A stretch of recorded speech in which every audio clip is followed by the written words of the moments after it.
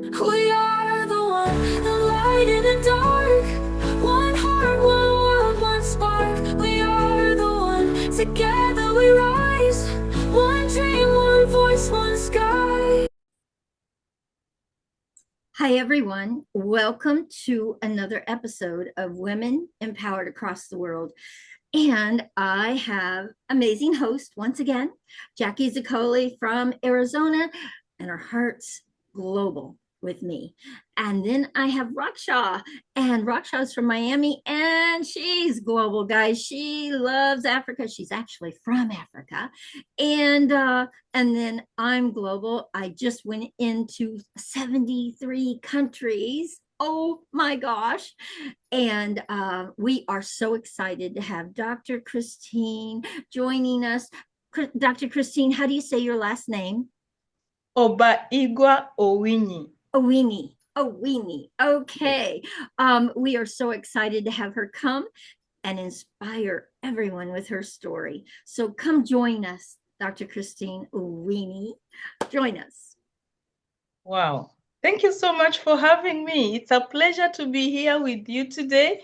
And as you have heard, I am Dr. Christine Owinyi. I am an educator. I am a project leader. I am a humanitarian, passionate about empowering people, empowering communities through sustainable education and inclusive development. From my early years as a child, I was always passionate about loving people. I was one person who was very welcoming. When visitors came to our home, I was always there to say, "Welcome home." Now, for my early years as a teacher in Kenya to my current roles in Canada, I have focused on championing education for sustainable development, gender equality, capacity building initiatives, and many more through platforms like the Global Alliance for Sustainability in Education, Leaders of All Nations International, ATESCA, Kenya Canadian Empowerment Network, Women of Faith in Canada, and many more. My journey has been one of resilience, faith, and purpose, serving others and creating opportunities where none existed. My big question in life has always been, what if everyone learned how to take care of themselves, how to take care of others, and how to take care of the planet? In essence, I believe that when everyone learns to do this, then we are going to have the best world ever. I am deeply inspired by the belief that leadership is about lifting others, whether it is mentoring a young woman, building global partnerships, or training facilitators in sustainability. I see leadership as a calling to leave people and systems better than I found them. My faith fuels my work, and my global mentors have taught me that true impact is measured by lives transformed.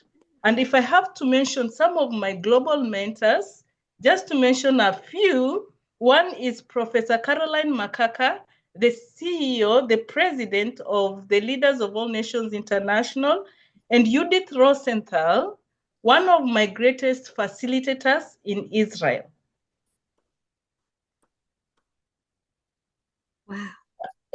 Yeah, I don't know if you want me to continue or No, yes, please share more with us. What are you doing right now? Tell us. Inspire. This is for you to inspire people in what you have been taking on and doing. I'm already inspired. I want to hear more. Well, let me say that I was actually born and raised in Kenya, a place that taught me resilience from a young age. I grew up watching women carry the world silently yet powerfully. That silent strength shaped me. I kept on watching my mother, the way she did the things she did and the way she reacted to situations. And it made me get to know how to behave as a woman, even as I was growing up as a child. Early on, I knew I was different. I asked questions others did not ask. I wanted more than just to succeed. I wanted to make a difference.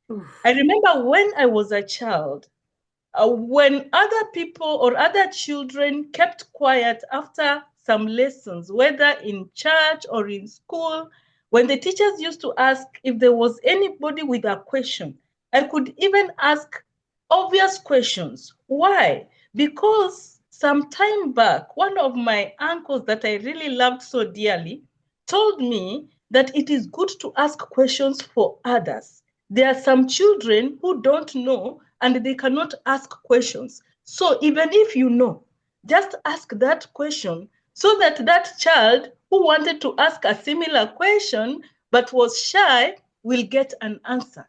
And in the process, you are going to learn even more. And that really built me. And so through education, I found my wings. I pursued my bachelor's, then my master's, and eventually earned my PhD in education management and policy studies. But it wasn't about the titles, because if it is about titles, I have had so many of them, because I've had honorary doctorates, I've had uh, titles like ambassadors, ambassadorship, and all that. It is about impact. I remember when I was a national facilitator in Kenya at an institution known as KEMI, Kenya Education Management Institute. I actually led national level professional development programs that trained over 300,000 teachers in the country. Later, my journey led me to Canada, where I continued working, not just as a leader, but also as a child care assistant. I started now working with small children, and working with small children has taught me quite a lot that I didn't know, because as I was working as a national facilitator in Kenya, I only met adults because I was facilitating adults, getting to help them to become better leaders. But getting to the point where now in Canada, I'm working with the London Children's Connection, where I am in charge of children, I have learned even much more from the children that I'm taking care of. I'm also working on research, leadership, and project coordination, even becoming a project director in one of the institutions in Canada known as CIPEM. I now serve as a global coordinator for the Leaders of All Nations International, the CEO of the Global Alliance for Sustainability in Education, GASE, which is basically situated in Kenya, and the founder of the Kenya Canadian Empowerment Network. These platforms give me the voice to speak for women, for the youth, and the undeserved in communities. Through Owinyi, for instance, I have mentored emerging leaders from let's say, over 70 countries. And with Ateska, I have advocated for African trade and sustainability, where we are working with leaders from Africa in Africa and leaders from Africa in Canada to see whether we could have commodities from Africa being exported to Canada, where we want to establish an African supermarket in Canada so that we can create jobs for Africans in Africa and for Africans in Canada. So recently, I was actually honored with awards like Visionary Women Award, Humanitarian Award, and I don't take that lightly. It is a call to serve even more. It really humbles me even more. getting to know that there is somebody somewhere who is seeing what somebody else is not seeing. And so through it all, I draw strength from God. My faith is my compass. Even in seasons when I felt unseen, I knew I was being prepared. I learned that when God gives you a voice, you must use it to uplift others, not to amplify yourself. And so I have been having an online program every Sunday to empower leaders from across the world with the Global Alliance for Sustainability in Education, where I facilitate and coordinate training sessions, learning sessions about education for sustainable development. And I like talking about education for sustainable development because this is a way of life, actually the best way of life. Because education for sustainable development is education that enables us to meet our needs today without compromising the ability of the future generation to meet their own needs. Wow. And so I am looking at the future. What are we doing now that is going to impact the children of our children, of the other children that we don't even know? Yeah, so to this particular point where we are talking about empowered or empowering women, let me say to every woman listening, you don't need to have it all figured out. You just need to start with what is in your hands and trust that it is enough. Because the talents that God has given you, you have to sit down, reflect, and realize that you are talented. Everyone in this world has got a gift. Everyone in this world has got a talent. It is only that some of us are blinded by what people say about us, or by having people not recognize that we have those talents. If you identify that you have a gift, even if it means talking, even if it means speaking, even if it means just sitting with children, serve with the heart, lead with humility, and never forget the world is waiting for your light. Wow. And so in everything that rotates around me, it is not just about what is in the head and what people are seeing. I always encourage people to put it in their head, bring it to their heart, and take it down to their hands. Because when it comes to matters of transformation, transforming the world, making a difference, there has to be a result. And for the result to be there, that something has to be done using the hands.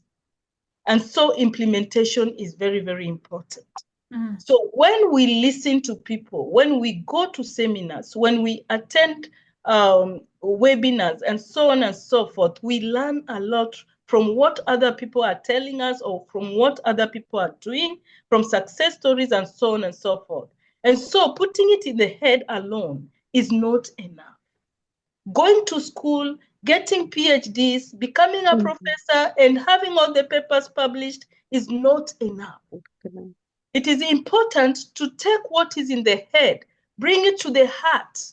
That means you're developing a relationship with what you know or what you have read or what you have heard by having some passion, having some feelings about it. Then you can go down and use your hands to implement, do something about the knowledge, the skills, and the attitude that you've acquired along the process of learning so that you can make a difference by doing something that can impact other people's lives.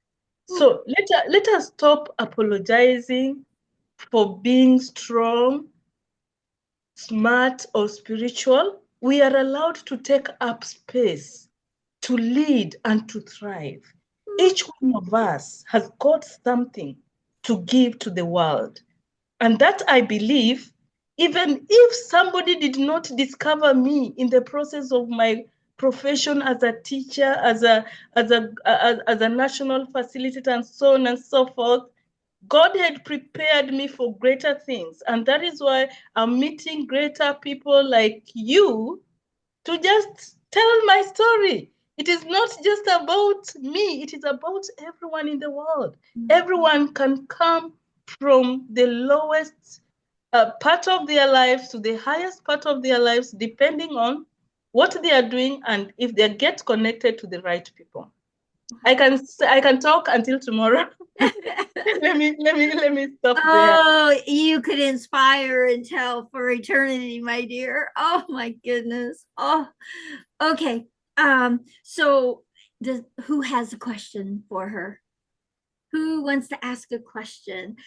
Yes, Jackie, go ahead.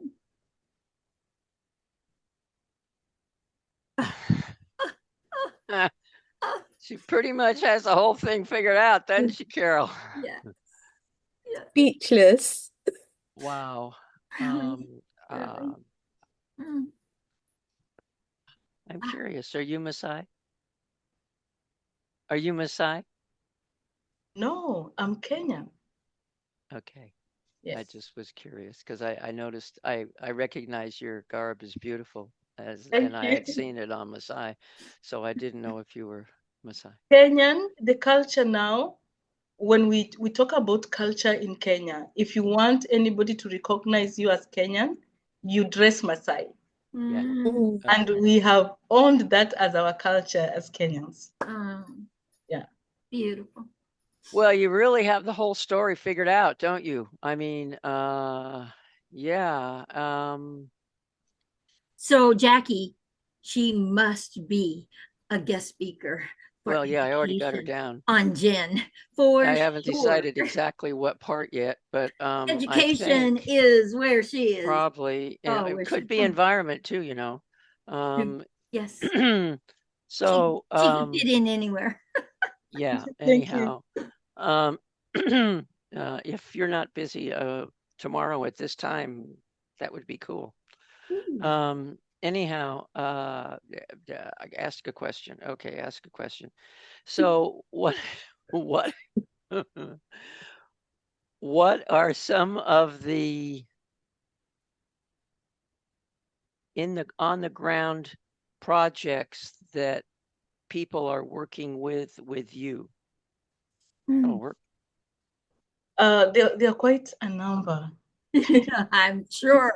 Oh, just give us a few that you're working on right now. Okay. Back home, the Global Alliance for Sustainability in Education, right now we are working with learning institutions on the aspects of greening the environment. Yeah, so apart from planting trees, when it comes to sustainability, we are talking about tag a tree with a virtue. So we are having the learners not just plant trees for the sake of planting trees. They plant trees that they will be able to see the three pillars of sustainability in them: the social pillar, the economic pillar, and the environmental pillar. And so our children, our students are planting fruit trees. Why are they planting fruit trees? Because we don't want the children to believe that fruits are just gotten from the malls, from the supermarkets. They need to know that when they plant a seed, that seed will germinate, it will come up as a tree, a plant, then from there it will grow until it gets fruits. So when the children are able to plant their own trees, they label the trees with the virtue that they want to grow in themselves. For example, if a child is impatient, they want to grow patience. So they will call their tree patience. Yeah. I love so that. that is one of the projects that we are having right now. Wow. And as the children are able to see the fruits grow, they will then, the grafted fruits grow very fast.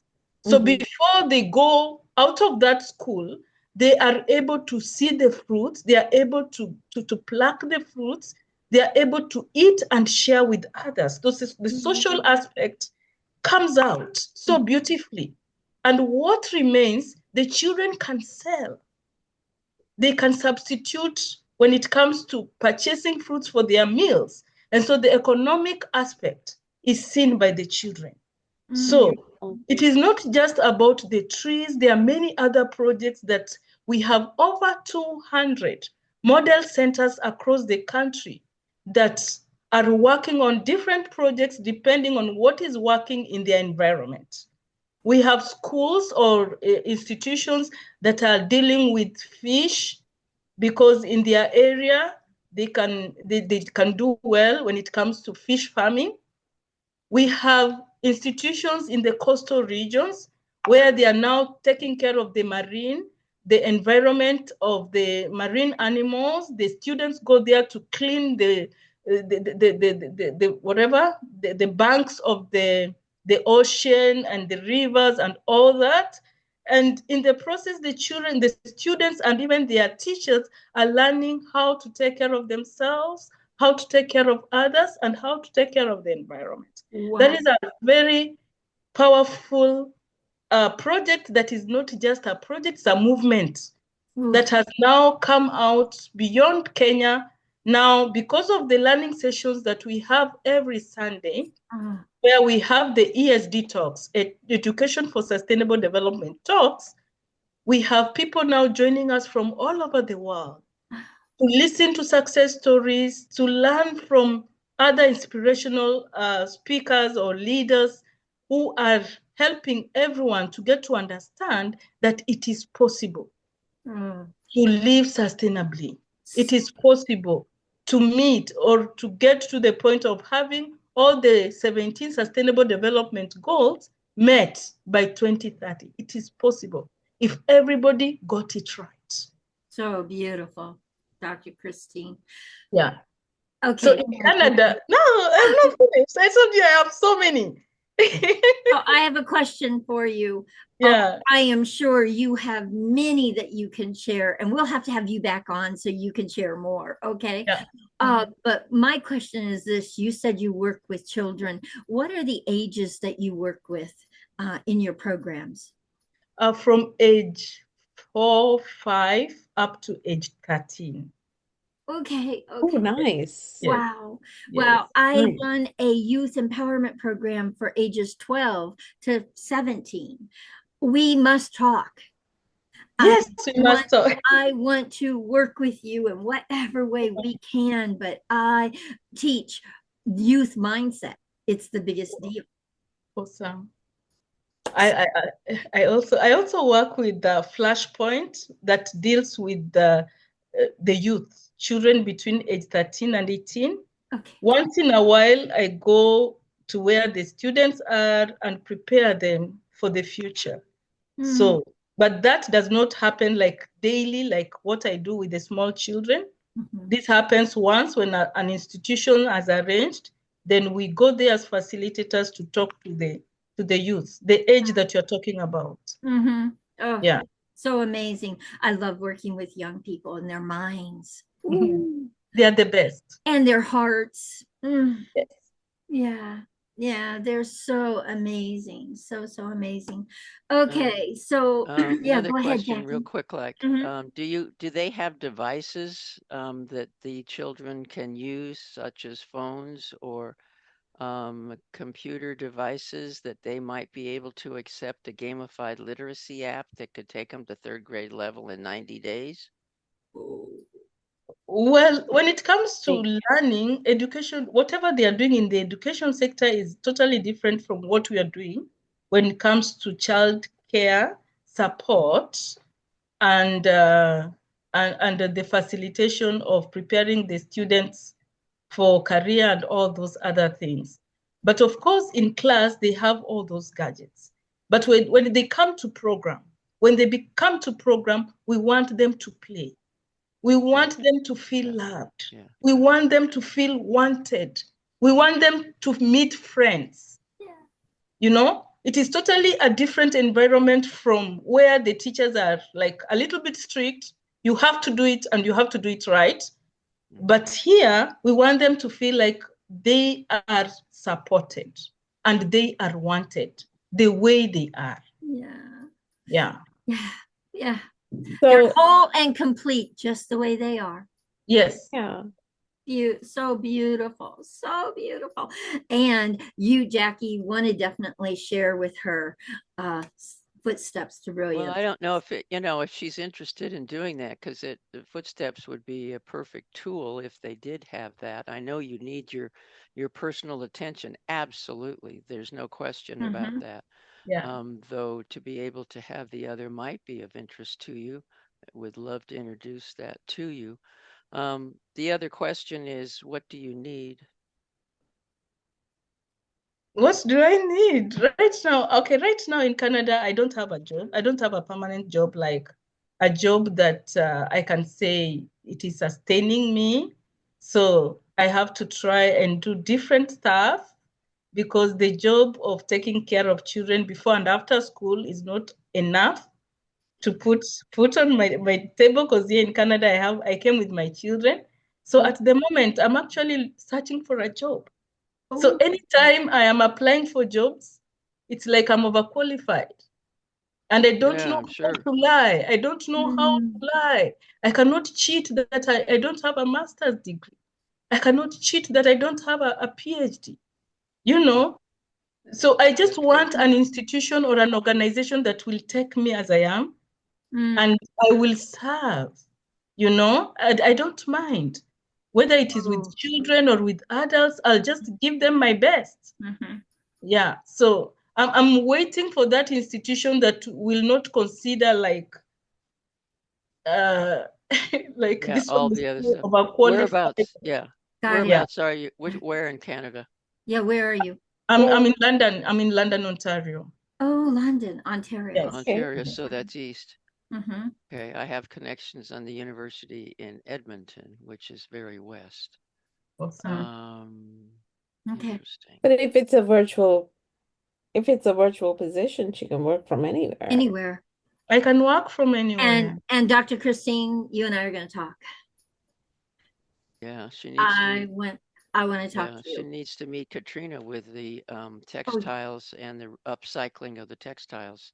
yes. That Oh, would there's be many perfect. people she needs to meet. Yeah, Oh we my just our little goodness. brains are going like this, Oh, trying to think of all you the have no people. clue, Christine, of the doors, the people that we have connected with through this podcast that could really open some doors for you, I think, in that direction. So excited. So, So Thank you.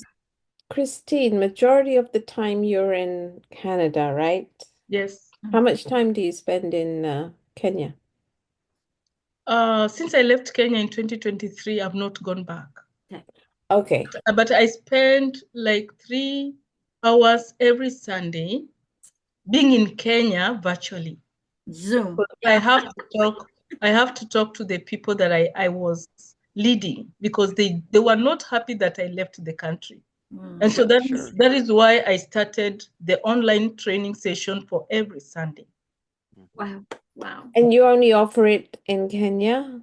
No, it is virtual. Everybody is Everywhere. welcome. Yeah, Everybody is but is that how you're marketing it? Yeah. So everybody, okay, on my LinkedIn, I usually send the Facebook page, I usually send links every Sunday.